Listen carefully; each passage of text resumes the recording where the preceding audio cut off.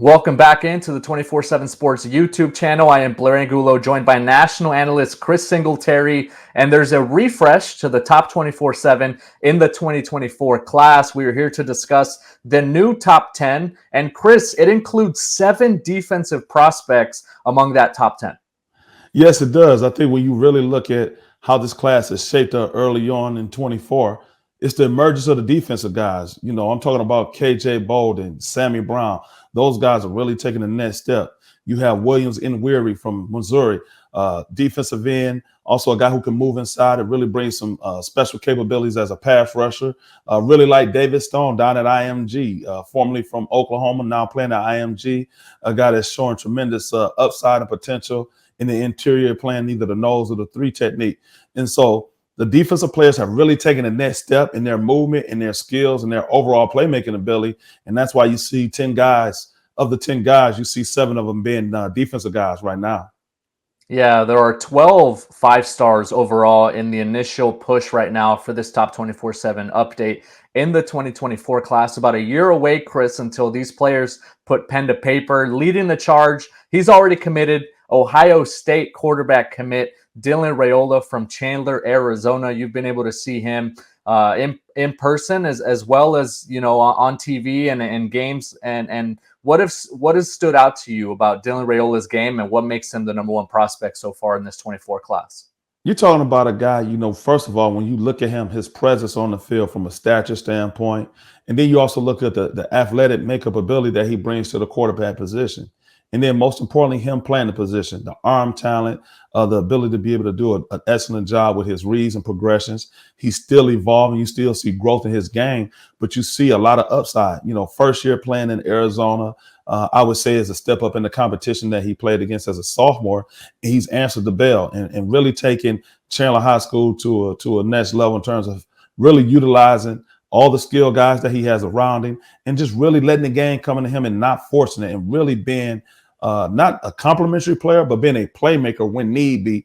But also, again, like I said, not really forcing the issue, growing with the game, and really letting his overall skill set, his mechanics consistently develop and really just scratching the surface of what he'll be ultimately once he hits Columbus. Yeah, I've been able to see him twice in person this season, and the football just looks small in his hands, Chris. He's got complete control of everything. He can hit receivers deep. He can hit the intermediate throw. He could also tuck it and run, and he's a big guy, so he's tough to bring down in the open field. Not, I guess, the most explosive or most athletic, but he could certainly pick up a first down if you need him to. After Dylan Raiola, it's KJ Boldin at number 2. He's a safety from the state of Georgia, the number 1 rated defensive prospect in this class. What has stood out to you, Chris, about KJ Boldin's game? I love his 3-phase ability, whether it's on offense, defense, or on the special teams. You're talking about with an excellent track profile that also translates to the field. And it talks about production, whether he's that receiver, but ultimately it's going to be on that back end where he's a guy that's a playmaker. He's able to get off the hash. He brings a physical presence when it comes to tackling.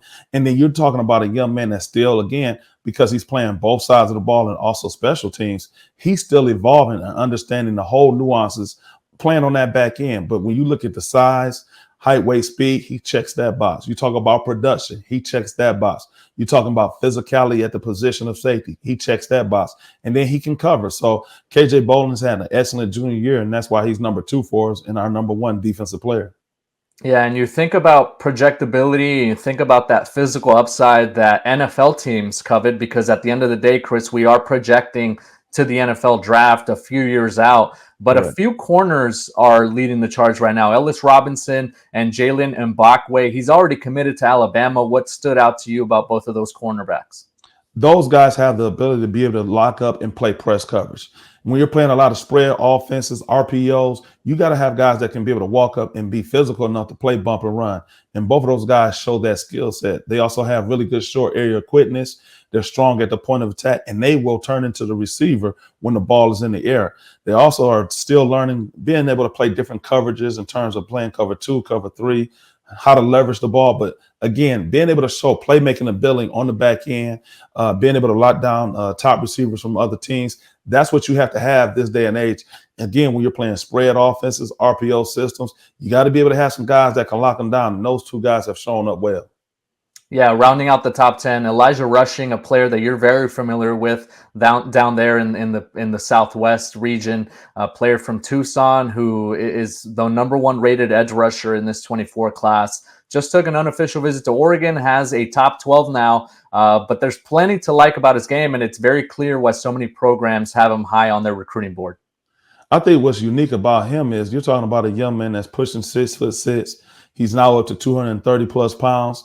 Has a track profile behind him as a youth running track and as a sprinter in terms of the 100 to 200, even as a quarter miler. So you see that translate to football with his coordination, his ability to bend, shows really, really good body quickness for a guy his size and length. And so now you're watching him play. He plays predominantly in the 3-down front. He's able to set the edge and be able to also get off those blocks, get off double teams, and make plays when there's chasing away. Also like his motor. And then you talk about the physical development. You're talking about a young man that ultimately probably be around the 275 to 285 mark, that can still be able to play on the edge. And he's comfortable playing in a 2-point. And that's something unique for a guy his size and length. And I think he's a student of the game, having an opportunity to speak to him and really understand how much he studies the game, studies different pass rushers, whether it's Jason Taylor or Calais Campbell, and how much he wants to really scratch the surface to be the best he can be. I think is some of the things that really stand out, about him overall as a prospect. Yeah, plenty of defensive star power is littered across that top 10. And obviously, you can check out the full Top 24/7 refresh over at 247sports.com. Thank you so much for joining us, Chris. You can follow all his work at 247 Sports. And remember to subscribe and like this video over at the 247 Sports YouTube channel.